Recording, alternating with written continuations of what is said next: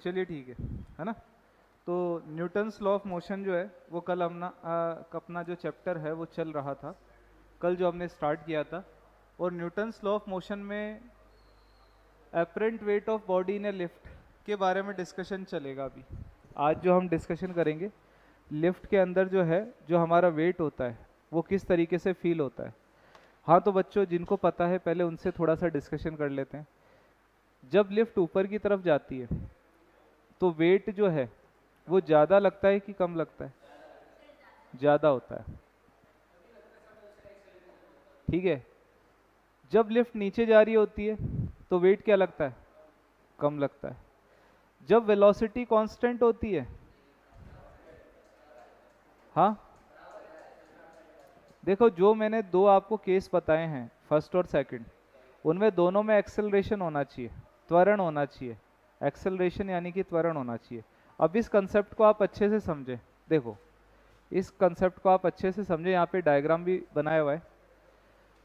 ये एक लिफ्ट है, लिफ्ट के अंदर एक स्प्रिंग बैलेंस लगाया हुआ है जो वेट को मेजर करने के लिए। और यहाँ पे कोई पर्सन इसके अंदर है, ठीक है, कोई पर्सन इसके अंदर है।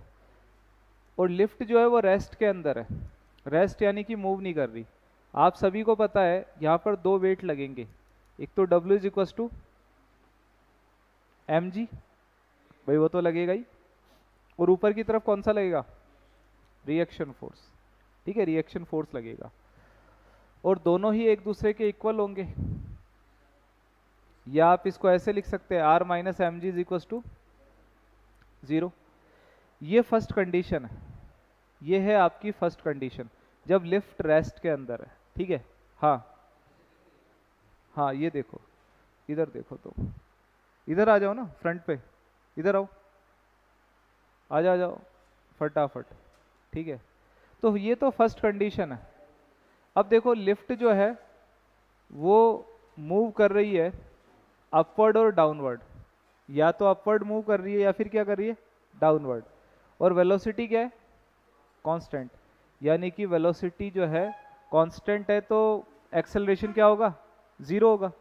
यहाँ पे भी एक्सेलरेशन जीरो होगा। तो यहाँ पर भी सेम ही केस लगेगा, क्योंकि एक्चुअल में क्या होता है जब हम ऐसे लिखते हैं R माइनस एम जी, तो ये एम ए के बराबर आता है अगर आपके एक्सेलरेशन है तो। अब एक्सेलरेशन तो जीरो है तो जीरो ही हो जाएगा, तो R बराबर एम जी होगा। दोनों ही केस में जितना आपका वेट है उतना ही वेट रहेगा, जितना आपका वेट है उतना ही वेट रहेगा। समझ रहे हो? कांस्टेंट वेलोसिटी का मतलब क्या है? जैसे लिफ्ट 20 मीटर पर सेकंड से चल रही है और मान लेते हैं कि बिल्डिंग जो है उसके अंदर 30 फ्लोर है, 30 स्टोरी बिल्डिंग है ना। तो सेम वेलोसिटी है लिफ्ट की, सेम वेलोसिटी बढ़ नहीं रही, तो आपका जितना वेट है उतना ही रहेगा। लेकिन अगर लिफ्ट एक्सेलरेट करती है तो फिर वो ज़्यादा और कम वाला कंसेप्ट आएगा, ठीक है। हाँ ऊपर से फ्री फॉल में तो आपको पता है ना, फ्री फॉल के अंदर तो वेट जीरो हो जाता है। फ्री फॉल होता है उसके अंदर तो वेट क्या हो जाएगा? जीरो। कौन सा कोई रिएक्शन फोर्स वगैरह कुछ नहीं, ठीक है। तो फ्री फॉल में तो सबका ही वेट जीरो होता है, ठीक है, कोई भी ऑब्जेक्ट है उसको भी गिराया जाए। अब ये वाला केस देखो, लिफ्ट एक्सेलरेट कर रही है अपवर्ड और एक्सेलरेशन ए है। लिफ्ट एक्सेलरेट कर रही है अपवर्ड, हाँ हाँ हाँ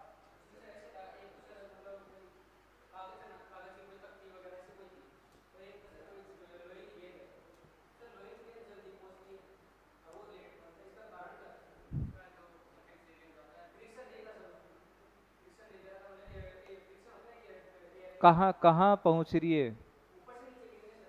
हाँ तो एटमॉस्फेयर बताओ कैसा है? अगर वैक्यूम दिया जाएगा तो दोनों एक साथ पहुंचेंगे, निर्वात है तो दोनों एक साथ पहुंचेंगे, ठीक है। वैक्यूम होगा तो दोनों एक साथ पहुंचेंगे। अब दूसरा तुम कह रहे हो कि लोहे की बॉल है और दूसरा क्या है? हाँ कागज की तख्ती है। तो भाई जो आपका, नहीं एरोडायनेमिक्स नहीं लग रहा है इसमें, डब्लू बराबर एम जी भी तो लग रहा है ना। मास जो, अगर वेट, अगर वेट जो है, वेट अगर देखा जाए तो वेट जो है ग्रेविटेशन पुल है वो किस पे ज़्यादा लगेगा, लोहे की बॉल पे लगेगा, ठीक है। उसकी डेंसिटी वगैरह भी ज़्यादा है, मास भी ज़्यादा है। इधर देखा जाए और क्या, ग्रेविटेशन जो पुल होगा, ठीक है, वो ज़्यादा लगेगा उस पर। इधर देखो, अब अपन बात करते हैं इधर, ठीक है। बाकी कागज वाले टुकड़े में तो है, इसका भी फैक्टर आएगा, जो आप कह रहे हो एयर का रिटार्डेशन वो होगा, पक्का होगा, वो चीज़ भी आ। हाँ तो जो ऑप्शन में नहीं था तो उसको एलिमिनेट करके जो है उसको करना चाहिए, है ना, इन दोनों में से जो भी है। देखो लिफ्ट क्या कर रही है, एक्सेलरेट कर रही है अपवर्ड डायरेक्शन में। लिफ्ट एक्सेलरेट कर रही है अपवर्ड डायरेक्शन में। बहुत सारे बच्चे कहते हैं कि सर जब लिफ्ट ऊपर की तरफ जा रही होती है और लिफ्ट जब नीचे की तरफ आ रही होती है, कभी लिख देते हैं R minus M G, sorry इधर लिखा हुआ है आर माइनस एम जी, और कभी लिख देते हैं एम जी माइनस आर। ये क्या है, ये क्या अपना राज चल रहा है क्या? मेरे बच्चों जो जो फोर्स उसको ऊपर ले जाने के लिए और नीचे ले जाने के लिए रेस्पॉन्सिबल है, उसमें से माइनस किया जाता है।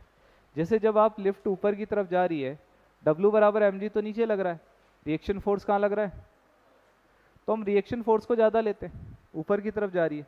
जब नीचे जा रही है तो किसको ज़्यादा मान लेंगे, mg को मान लेंगे। तो देखो r माइनस एम जी ये लिया जाएगा, और साथ के साथ ma भी लेंगे, क्योंकि एक्सेलरेट हो रही है, एक्सेलरेट हो रही है। तो यहाँ पर अगर रिजल्ट देखा जाए तो साफ पता चल रहा है mg में ma ऐड हो रहा है, mg में क्या ऐड हो रहा है, तो इसका मतलब जो आपका ओरिजिनल वेट था उसमें ये फैक्टर ऐड हो रहा है, तो आपको आपका वेट क्या लगेगा, इंक्रीज लगेगा। क्या लगेगा, इंक्रीज। क्वेश्चन है क्या, लाओ।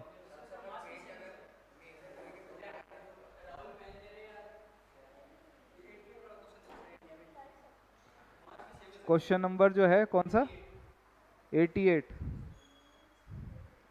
A piece of paper and a coin both having the same mass are dropped from the 10th floor of the building. The piece of paper would take more time to reach the ground because gravitational pull on the paper is less than the coin. Buoyant force on the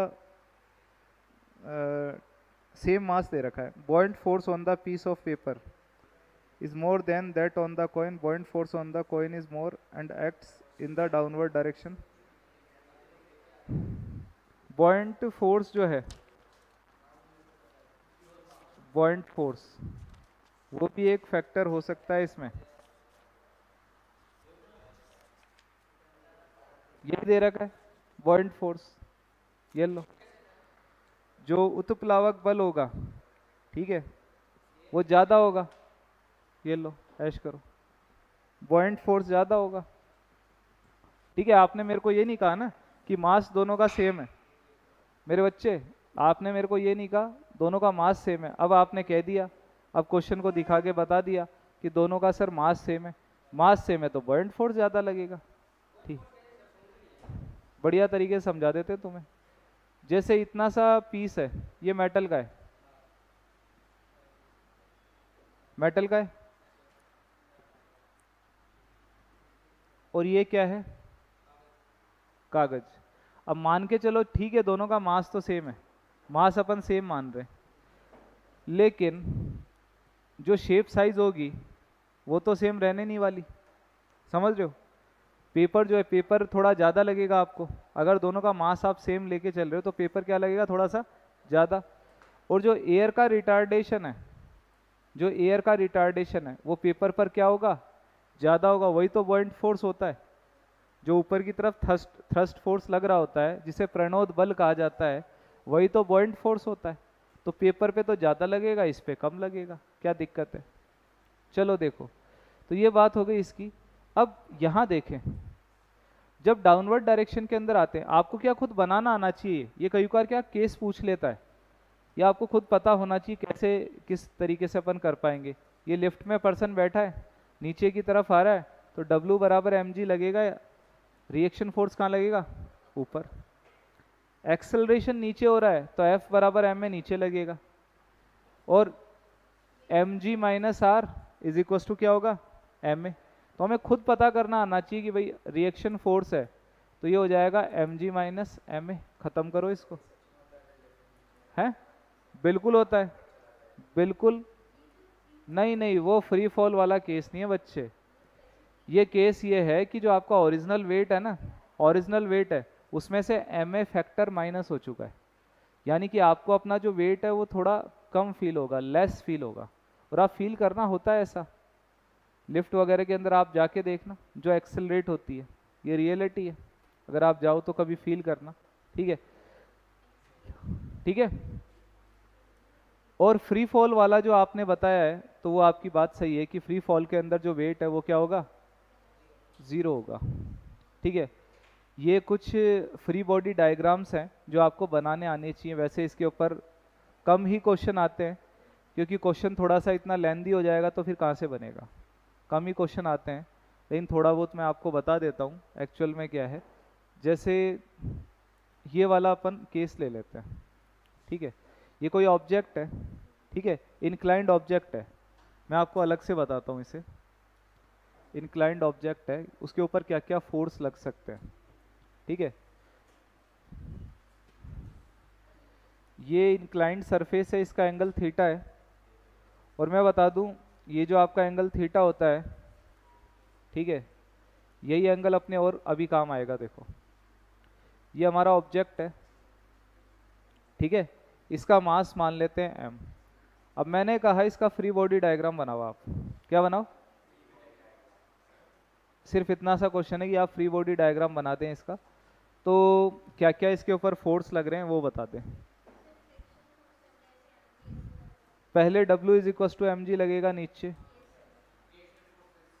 reaction force बिल्कुल सही कह रहे हो, यहाँ लगेगा। Reaction force को balance कौन करेगा, बिल्कुल सही है, रिएक्शन फोर्स को M G cos theta balance करेगा। नीचे की तरफ क्या लगेगा, एम जी साइन थीटा। ये नीचे की तरफ आ रहा है तो ऊपर क्या लगेगा, फ्रिक्शन लगेगा। ठीक है, फ्रिक्शन लगेगा। तो यहाँ पर F is equal to M G sine theta. अब ये क्या खुद बनाना आना चाहिए अपने को, उसमें पता नहीं कितने केस लिख रखे, वो तो हमें खुद पता होना चाहिए। R is equal to M G cos theta, तो हम खुद निकाल सकते हैं, है कि नहीं। यहाँ से अपन कुछ भी जो फाइंड आउट वगैरह करना है, टेन थीटा वगैरह फाइंड आउट कर सकते हैं। तो ये फ्री बॉडीज डायग्राम होते हैं कुछ जो कभी कभार पूछ लिए जाए, तो हम ऐसा कर सकते हैं इसके अंदर। ठीक है, तो कुछ केसेस है इसके अंदर दे रखे हैं यहाँ पर। एक जो पॉपुलर केस है वो मैं और बताता हूँ आपको, ब्लॉक का। हाँ, ये जो पुली वाला जो केस है, ब्लॉक वाला जो केस है, मैं इसको डिस्कस करता हूँ। देखो ये केस, यहाँ पर क्या दो मासेस अटैच हैं, और ज़रूरी नहीं है एनडीए में भी आ सकता है, बहुत सिंपल क्वेश्चन बन जाता है इस पे। जैसे मैंने यहाँ पे 10 किलोग्राम दे दिया, यहाँ पे 5 किलोग्राम दे दिया, ठीक है भाई, यहाँ पर मास ज़्यादा है तो ये एक्सेलरेट होगा नीचे की तरफ, W बराबर एम जी, डब्ल्यू बराबर एम जी नीचे लगेगा। अच्छा, F बराबर एम ए भी कहाँ लगेगा, नीचे। ऊपर क्या लगेगा बच्चे, टेंशन, ऊपर टेंशन लगेगा, जो रिएक्शन फोर्स है उसको टेंशन से रिप्लेस कर दो। यहाँ पर ये ऊपर की तरफ जा रहा है तो F is equal to M A ऊपर लगेगा, W बराबर एम जी नीचे लगेगा, और टेंशन लगेगा ऊपर। ऐसे करके हम दो जो है दो इक्वेशन बना सकते हैं। ठीक है, जैसे दो इक्वेशन बना सकते हैं, मैं बना के बता देता हूँ आपको। ठीक है, जैसे नीचे की तरफ लग रहा है M2G माइनस क्या हो गया, T1 बराबर एम ए, ये लो खत्म करो, M2A। पहली इक्वेशन ये हो गई। सेकंड इक्वेशन बताओ, सेकंड इक्वेशन क्या हो जाएगा, ऊपर की तरफ क्या लगेगा, T1 माइनस नीचे लगेगा M1G is equal to M1A। ये आपको समझ में आ रहा है कि पहले मैंने T1 को क्यों लिखा है, M2 को क्यों लिखा है नहीं आ रहा। हाँ सर, तो बताओ आप क्यों लिखा। हाँ, एक्चुअल में क्या, यहाँ पर ऑब्जेक्ट नीचे जा रहा है। ठीक है, छोटे बच्चे इनको बताने देते। ठीक है, चलो बताओ, आप बताओ। हाँ हाँ, भाई यहाँ पर जो mg है वो क्या कह रहे हैं आप, ये यहाँ लग रहा है, बिल्कुल सही है, ये बिल्कुल सही है, ये ऐसे लग रहा है। यहाँ पर कहाँ लग रहा है, यहाँ पर भी नीचे लग रहा है, वेरी गुड। अब वेरी गुड, सही कहा। यहाँ पर बॉक्स जो है वो ऊपर जा रहा है, किसकी वजह से? ठीक है। और यहाँ पर जो बॉक्स है नीचे जा रहा है, तो ये फैक्टर ज़्यादा है ना, ये फैक्टर ज़्यादा है, तो इसको हमने पहले लिखा है। यहाँ पर ये फैक्टर ज़्यादा है, इसे पहले लिखा है। तो ये चीज़ अपने को आनी चाहिए, बहुत ही नॉर्मल चीज़ है, बेसिक 11th में बताई जाती है। ठीक है। अब जब ये आपके पास दो इक्वेशन बन चुकी हैं, तो आप इन दोनों इक्वेशन को सॉल्व कर सकते हैं मेरे बच्चों। आप इन इक्वेशन को सॉल्व कर सकते हैं। मैं एक बार इसको ऐसे लिख देता हूँ, माइनस का T1 और प्लस का M2G। आप इन इक्वेशन को सॉल्व कर लें, प्लस कर दे, ये कैंसिल आउट हो जाएगा। ठीक है। या फिर आप जो है इन दोनों को जो है, ठीक है, या फिर इसको जो है माइनस कर दो, माइनस कर दो। तो माइनस कर देंगे तो आपके पास टेंशन की वैल्यू आ जाएगी। ठीक है। और फिर जो टेंशन की वैल्यू आएगी, तो एक्सेलरेशन की वैल्यू भी निकाली जा सकती है। तो टेंशन की वैल्यू ये आती है 2m1m2 upon m1 plus m2g। और सेकंड जो है वो यहाँ पर एक्सेलरेशन की वैल्यू आती है m2 minus m1 m1 plus m2g, ये आती है। आया कि नहीं आया?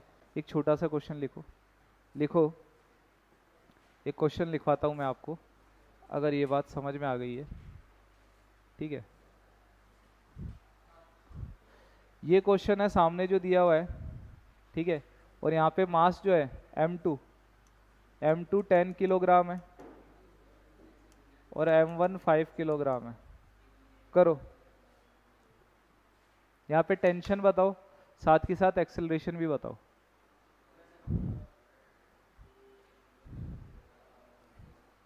आपको टेंशन भी बताना है, साथ के साथ एक्सेलरेशन भी बताना है। नहीं, T1 T2 का है, T1 ही है एक।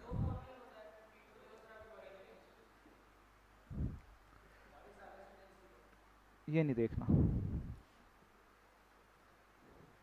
क्या आ रहा है, टेंशन 40 आ रहा है क्या बच्चे?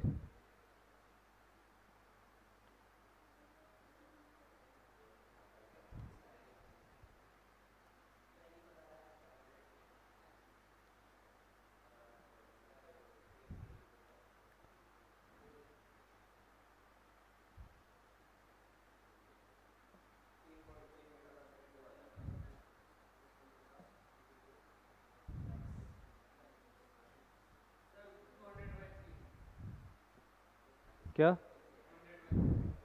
200? हाँ, 20/3 है। कोई दिक्कत नहीं हो, तो थोड़ा बहुत माइनर सा डिफरेंस आएगा। तो देखो ये रहा formula, T1 is equal to 2m1m2 m1 plus m2g। कितना आ रहा है बच्चे, कितनी वैल्यू आ रही है टेंशन की? अच्छा कोई बात नहीं, एक बार सॉल्व करके बता दो, है ना, सॉल्व करके बता दो।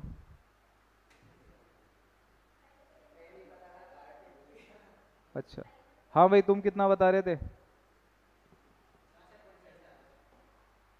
हाँ तो ठीक है ना, 200 बाय क्या? हाँ, समझ में आ गया ना ये। बस इतना सा अपने को पता होना चाहिए और कुछ नहीं है इसके अंदर। ठीक है। बाकी जो है फ्री बॉडी डायग्राम आपको बनाने आने चाहिए।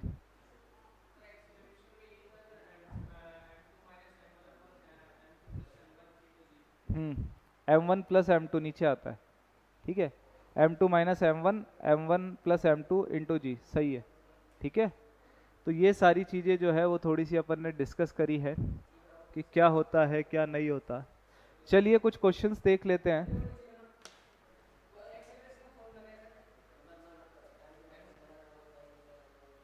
कौन सा एक्सेलरेशन? चलिए क्वेश्चन नंबर जो है 1 की बात करते हैं। देखो क्वेश्चन नंबर 1,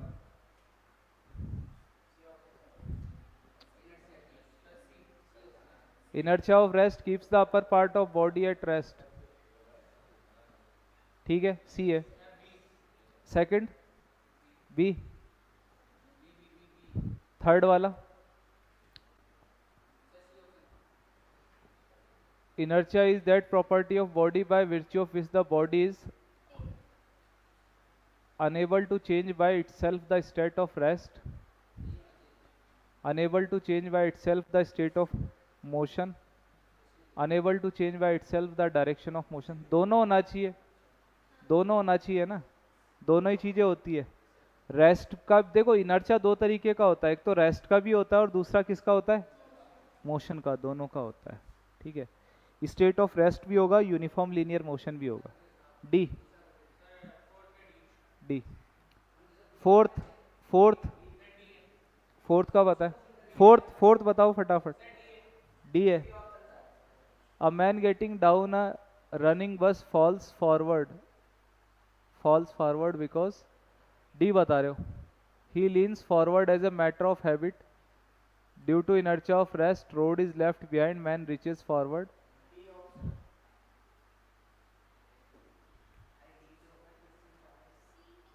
सी, सी नहीं होगा। हाँ तो डी तो, he leans forward as a matter of habit, ये तो गलत है ना, सी तो गलत है। देख लेते हैं। अ मैन गेटिंग डाउन ए रनिंग बस फॉल्स फॉरवर्ड, ये कह रहा है कि एक पर्सन है वो जो है नीचे उतर रहा है, ठीक है, रनिंग गेटिंग डाउन ए रनिंग बस, रनिंग बस से फॉल्स फॉरवर्ड, आगे की तरफ झुकता है, आगे की तरफ झुकता है। ऐसा क्यों है, तो पहले तो ये सी पढ़ लेते हैं आपका, he leans forward as a matter of habit, वो आगे इसलिए झुक रहा है क्योंकि उसकी आदत हो गई है, ये तो गलत ही हो गया ना।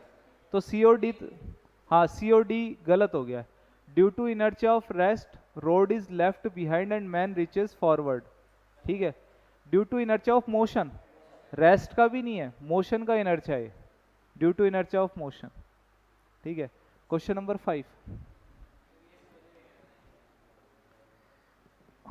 अ boy sitting on the topmost berth in the compartment of a train, सबसे टॉप मोस्ट बर्थ पे बैठा हुआ है, which is just going to stop on a railway station, drops an apple aiming at the open hand of his brother sitting vertically, मतलब इस तरीके से बैठा है कि नहीं बच्चे। देखो ये बर्थ है, यहाँ पर वो बैठा है और उसका ब्रदर वहां पर बैठा हुआ है, ठीक है। Aiming at the open hand of his brother sitting vertically below his hands at a distance of about 2 metre, 2 metre की डिस्टेंस पे, the apple will the apple will fall which is just going to stop on a railway station। अच्छा train रुकने वाली है, train just रुकने वाली है, ठीक है। द एप्पल विल, और वो उसकी तरफ फेंक रहा है, ठीक है, वो उसकी तरफ फेंक रहा है, ठीक है। Precisely on the hand of, नहीं हैंड में तो नहीं जाएगा, ठीक है। Slightly away from the hand of his brother, बिल्कुल ये बात सही है, ठीक है। Slightly away from the hand of his brother in the direction of motion of the train.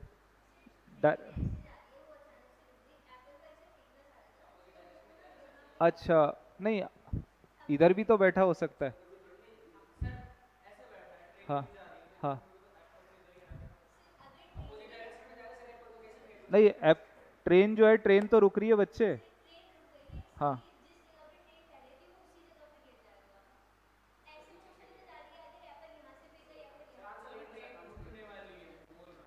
देखो, देख लेते हैं, तुम्हारा आंसर क्या बता रहे हो बच्चे, नहीं आंसर बताओ, बी बता रहे हो ना, और सी, ठीक है। फर्स्ट वाला तो वैसे ही अपन ने हटा ही दिया है ना, बी पे डिस्कशन कर रहे थे, 5 का बी ही है, इसी पे ही तो डिस्कशन कर रहे थे अपन। हाँ नहीं, लॉजिक क्या बता दिया था ना, ये बता तो दिया तुमसे भाई। सी, तुम सी के ऊपर जा रहे हो, मैंने पहले बताया तुम्हें slightly away from the hand of his brother, थोड़ा सा उससे क्या दूर गिरेगा, ठीक है।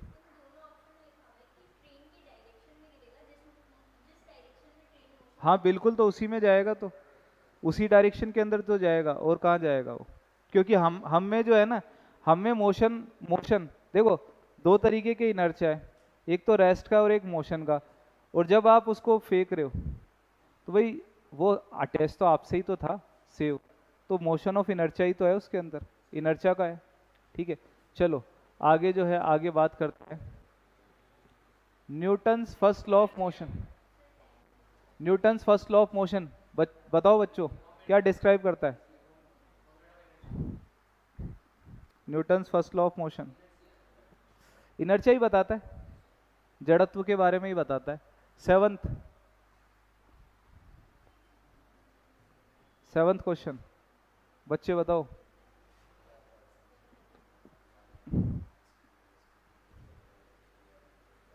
A person sitting in an open car moving at constant velocity, मान लो D, a constant velocity throws a ball vertically up into the air, the ball falls, हाँ exactly in the hand। अच्छा अब मैं इसको थोड़ा सा अलग कर देता हूँ, अगर वो एक्सेलरेट करता तो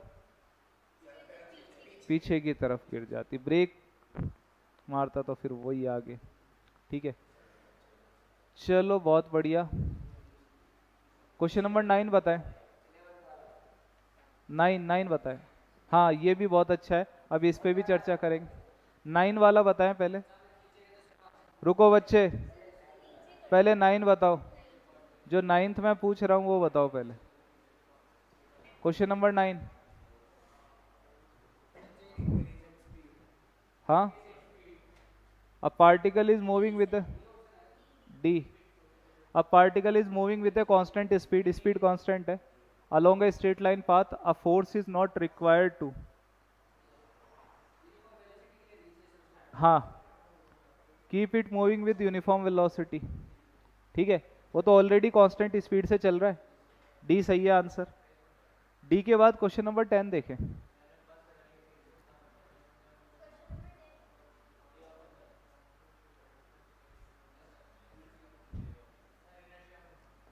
इनर्शिया ऑफ मोशन। ठीक है, अब क्वेश्चन नंबर 11 थोड़ा ठीक ठाक है, कई बार पूछा भी गया है, जिससे पूछूं मैं वही जवाब दे बच्चे, इनसे भी पूछ लेते हैं। ठीक है, हाँ इन छोटे बच्चों से भी पूछ लेते हैं। क्वेश्चन नंबर 11 देखो ध्यान से पढ़ो।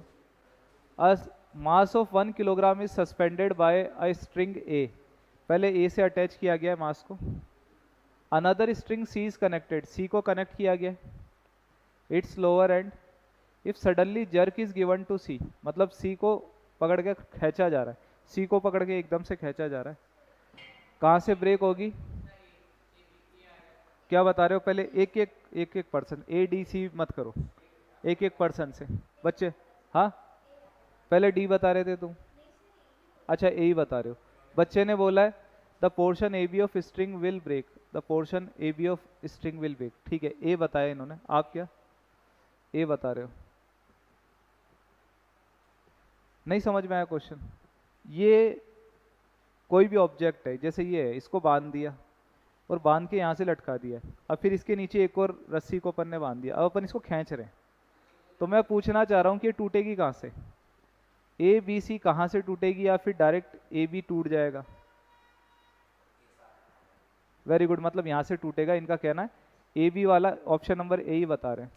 अब जो है इन तीनों ने बता दिया, वही ऑप्शन नंबर ए है। अब बच्चे तुम बताओ, तुम कह रहे हो बी टूटेगा, the portion B C of the string will break. ठीक है, ठीक है, देखो अब इस बात को समझो, आप लोग इस बात को समझो, बहुत सारे बच्चे यही आंसर देते हैं जो आपने दिया है ए बी, ठीक है, कि ए बी ब्रेक हो जाएगा, जबकि ऐसा कुछ नहीं होता। जब आप इसको जर्क देते हो, जब आप इसको जर्क देते हो तो जर्क यहाँ पे ट्रांसमिट होता है, क्योंकि यहाँ इसके ऊपर ऑलरेडी क्या दे रखा है? मास दे रखा है। वो जो मास है ना, मास जो है इस डोरी के लिए एज ए पॉइंट काम करेगा जहाँ से वो अटैच हो रखी है, तो ये डोरी यहाँ पर जाकर टूटेगी, यहाँ पर जाकर। लेकिन अगर आप इसको धीरे धीरे खींचते हैं, अगर जर्क दे रहे हैं, झटके से इसको खींच रहे हैं, तब तो ये यहाँ से टूटेगी, और धीरे धीरे खींच रहे हैं तब कहाँ से टूटेगी? ए से। ये याद रखना है इसके अंदर। अच्छा ये अगला यही दे रखा था, in the above question if string C is stretched slowly, तो ऑप्शन नंबर ए आ जाएगा, the portion A B of the string will break. ठीक है, ये जो है ये आपका टूट जाएगा। चलिए क्वेश्चन नंबर 1 करके बताएं। क्वेश्चन नंबर 1 ध्यान से देखें, 1 क्या कह रहा है? If a bullet of mass 5 gram moving with the velocity 100 metre per second penetrates the wooden block up to 6 centimetre, करके बताओ भाई सारे, कैसे होगा? आपको इतना बता देता हूँ, F बराबर क्या होता है? ma, बस बताओ तो। ये फोर्स पूछ रहा है हमसे। हाँ, जो बुलेट है ना 5 ग्राम की, उसकी वेलोसिटी 100 मीटर पर सेकेंड है, और वो वुडन ब्लॉक के अंदर पेनिट्रेट कर गई है, मतलब घुस गई है कहाँ तक, 6 सेंटीमीटर तक। तो ये कह रहा है कि जो फोर्स उसने लगाया है वो कितना लगाया होगा। पहले तो सेंटीमीटर और ग्राम ग्राम है ना, उसको मीटर और किस में बदलना, ग्राम को किलोग्राम में बदलना, और मीटर जो है सेंटीमीटर, उसको मीटर में बदलना। बच्चे करके बताओ।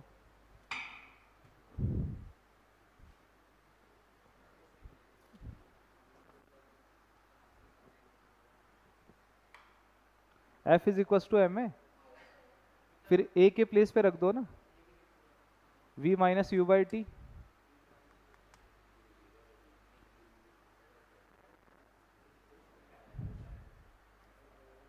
भाई लास्ट वेलोसिटी क्या हो जाएगी, 0 हो जाएगी। इनिशियल दे रखी है 100 मीटर पर सेकेंड।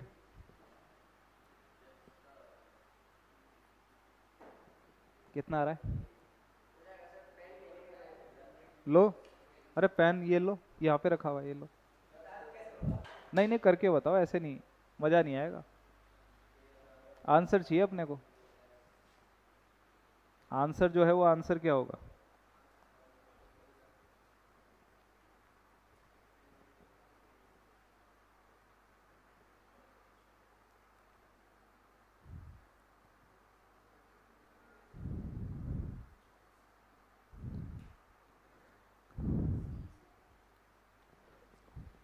सी आ रहा है।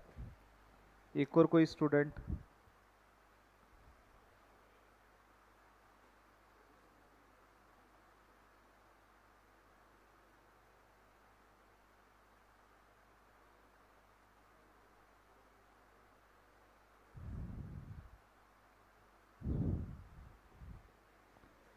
बहुत टाइम लगा रहे हो भाई। है, डी, हाँ हाँ, हम्म, अच्छा,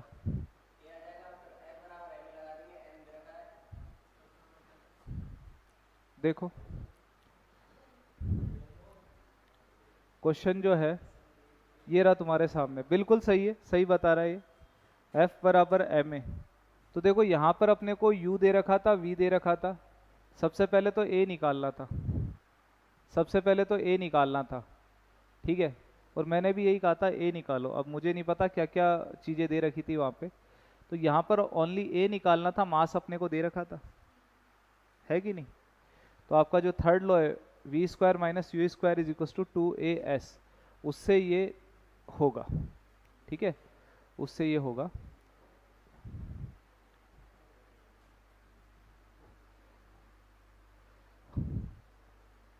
देखो इसके बाद नेक्स्ट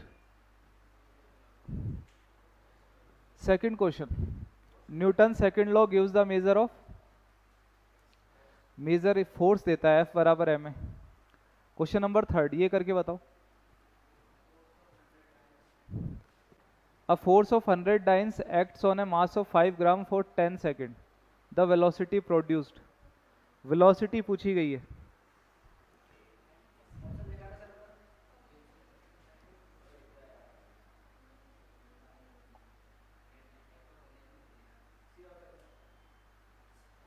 कैसे जवान, हाँ, बिल्कुल सही है। V बराबर U प्लस ए टी, ठीक है। तो U कहाँ दिया हुआ है U कहाँ दिया हुआ है, U कहाँ दिया हुआ है, क्यों, हाँ, ए फाइंड आउट कर लिया।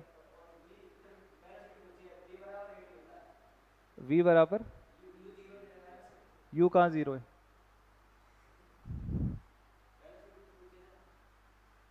नहीं U जीरो कहाँ दे रखा है। हाँ ये बात तो सही कह रहे हो, कि 5 ग्राम, a force of 100 dynes acts on the mass of 5 gram for 10 second, 10 second तक ही लग रहा है। हाँ फिर U जीरो हो जाएगा, ठीक है, एकदम सही है। चलो कोई दिक्कत नहीं है। ठीक है, क्वेश्चन नंबर 4 पे चलो। क्वेश्चन नंबर 4 पे चलो, बताओ बच्चे।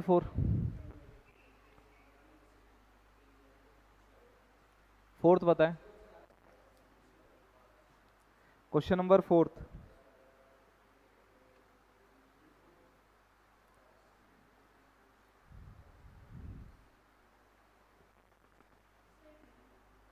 D, B.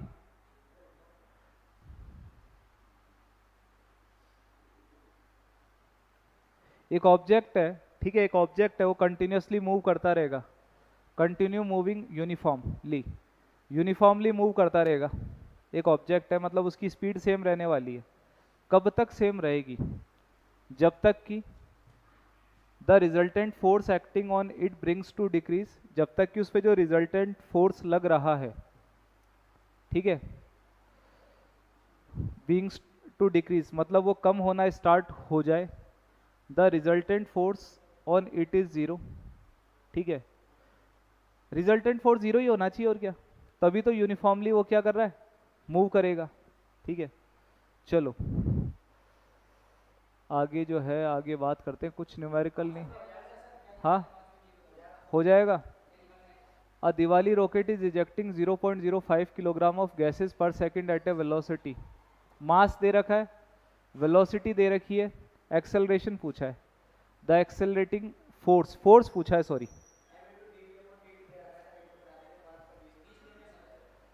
F is equal to M A भाई। फोर्स पूछ रहा है, हाँ, dm/dt। इधर देखे, जो रॉकेट होता है ना, इधर देखे आप लोग, रॉकेट के लिए क्या होता है, ये आपको नहीं पता है, आप लोगों को बता देता हूँ। रॉकेट के लिए क्या होता है, जैसे गैसेस एस्केप कर रही है, तो यहाँ पर जो फोर्स लगता है वो बताया जाता है इस तरीके से, you you multiply by dm/dt। वो मैंने अलग चीज़ बताई थी, ठीक है, वो आपको मोमेंटम जो है, मोमेंटम का लॉ बताया था, ठीक है, मोमेंटम का लॉ बताया था। ये अब थ्रस्ट लगता है रॉकेट के ऊपर, जो फोर्स लगता है, u इंटू dm/dt। ये रेट होती है जिस रेट पे गैसेस क्या हो रही है, बाहर जा रही है, और वेलोसिटी दी जाती है, ठीक है, वेलोसिटी दी जाती है। चलो इसी के ऊपर ये कर रहे हैं। आगे जो है क्वेश्चन नंबर 44 बताओ। Question number 44।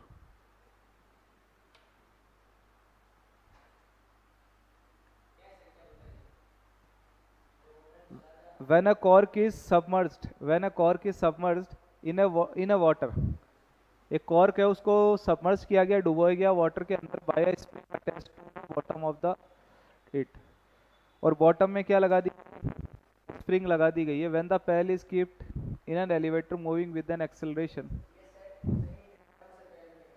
हाँ, डाटा इनसफिशिएंट बताया था, चलो छोड़ो। तो कहने का मतलब ये है कि अपन क्वेश्चन कर पा रहे हैं। अभी आपने देखा होगा, हम जो क्वेश्चन है वो आसानी से इनको कर पा रहे हैं, जितने भी क्वेश्चन अभी मैंने करवाए इस तरीके के, और यही क्वेश्चन आते हैं, यही जो है सेम टू सेम क्वेश्चन मिलते हैं, सिंपल सिंपल। जो बाकी स्टूडेंट है उनको मैं एक बात बताना चाहता हूँ, एक बात मैं बताना चाहता हूँ, जब आपको जब आपको कोई भी क्वेश्चन न्यूटन्स लॉ पे दिया जाए तो आप कैसे आइडेंटिफाई करेंगे? आप देखना, एक तो वो फोर्स की बात करेगा आपसे, और प्योर क्वेश्चन दे रहा है तो मास और एक्सेलरेशन डायरेक्ट दे देगा। लेकिन अगर वो न्यूटन्स जो है equation of motion, sorry equation of motion जो है उसके साथ देगा, तो आप याद रखना फोर्स पूछेगा, साथ के साथ velocity, initial velocity, S, time, ये जरूर देगा। तो जैसे अभी अपन ने थोड़ी 2-3 जगह अपन ने किया है कि भाई v² minus u² is equal to 2s, तो कई जगह ए ऐसे निकाला था, v² अपॉन क्या, 2s करके, ठीक है, या फिर कभी कभार ऐसे निकालोगे v माइनस u/t, समझ रहे हो? तो ये आप खुद डिसाइड करना। अगर क्वेश्चन के अंदर एक्सेलरेशन जो है, एक्सेलरेशन ना देके वेलोसिटी, टाइम वगैरह देता है, तो आप इक्वेशन को यूज करके यहाँ पे रखना, है कि नहीं? ये सिंपल क्वेश्चन बन सकता है, बाकी तो थ्योरेटिकली बनेगा। आया कि नहीं आया? इसको अपन कल डिस्कस करेंगे आगे, है ना? आज के लिए इतना ही, बाकी बाद में करेंगे डिस्कस इसको। यहाँ रख देना इसको।